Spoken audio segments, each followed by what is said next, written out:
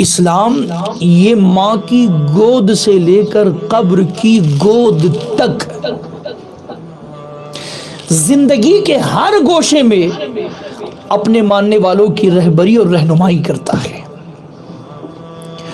ایک حدیث مبارکہ میں آپ کے سامنے عرض کروں جس سے آپ کو پتا چلے گا کہ اسلام نے اپنے ماننے والوں کو ہر کام میں طریقہ بھی بتایا ہے، سلیقہ بھی بتایا اور مقصد بھی بیان کر دیا ہے۔ دیکھیں حدیث شریف ہے اور یہ حدیث احیاء العلوم کی ہے،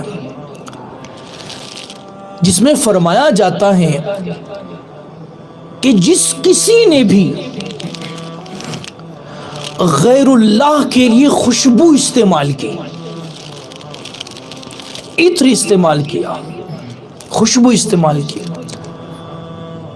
اور اس خوشبو کے استعمال میں، اس عطر کے لگانے میں مقصد یہ تھا، تصور یہ تھا، نیت یہ تھی کہ لوگ میری خوشبو سے امپریس ہو جائیں، لوگ میری خوشبو سے مانوس ہو جائیں، لوگ میری خوشبو کو پسند کریں اور میری واہوائی ہو، میری خوشبو کا ذکر ہو۔ گویا خوشبو کے لگانے میں مقصد دنیا والوں کی رضا اور دنیا والوں کی خوشنودی ہے۔ تو میرے آقا صلی اللہ علیہ وسلم نے ارشاد فرمایا قیامت کے دن اس کی خوشبو مردار سے زیادہ بدبودار ہوگی۔ یعنی کیا؟ یعنی دیکھیے کوئی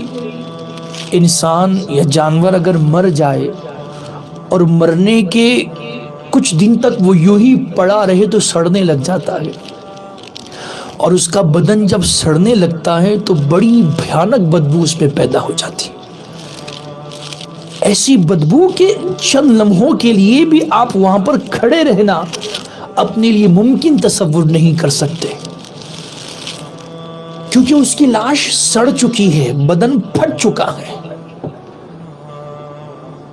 اور مکمل بدن بدبودار ہو چکا ہے۔ میرے آقا صلی اللہ علیہ وسلم نے ارشاد فرمایا کہ اس مردار سے جو بدبو آ رہی ہے، اس سے زیادہ بدبو اس شخص کی خوشبو سے، گویا کہ اس شخص کے بدن سے آئے گی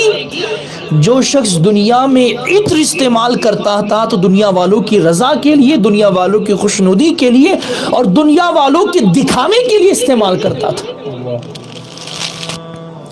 اور میرے آقا صلی اللہ علیہ وسلم نے ارشاد فرمایا جس نے خدا کے لیے خوشبو استعمال کی، سبحان اللہ، جس نے اللہ کے لیے خوشبو کا استعمال کیا تو قیامت کے دن اس کی خوشبو مشک سے زیادہ خوشبودار ہوگی۔ توجہ ہے؟ اب دیکھیں اسلام اپنے ماننے والوں کو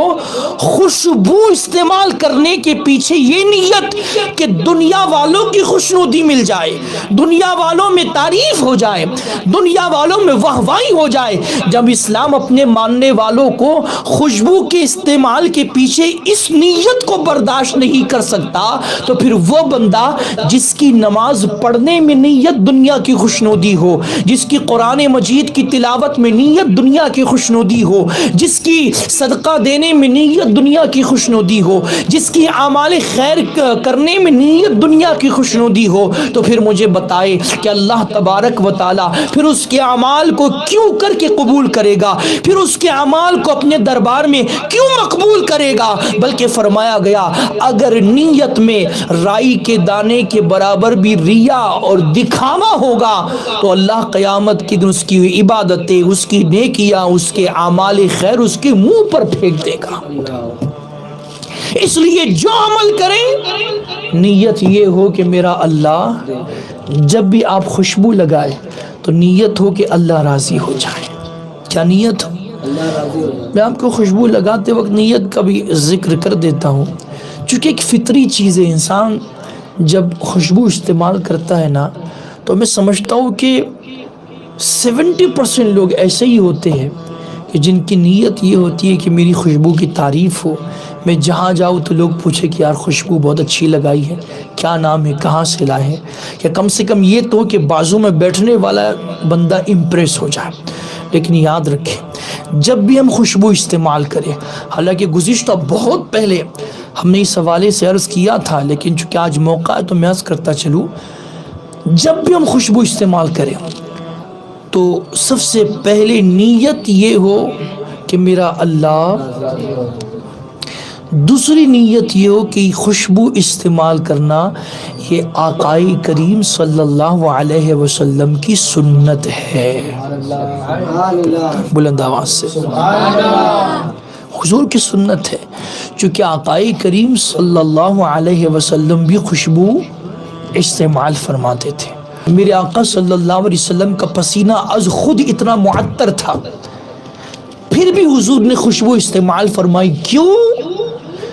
اس لیے کہ میرے غلاموں کے لیے خوشبو لگانا سنت بن جائے۔ تو اب مجھے بتائے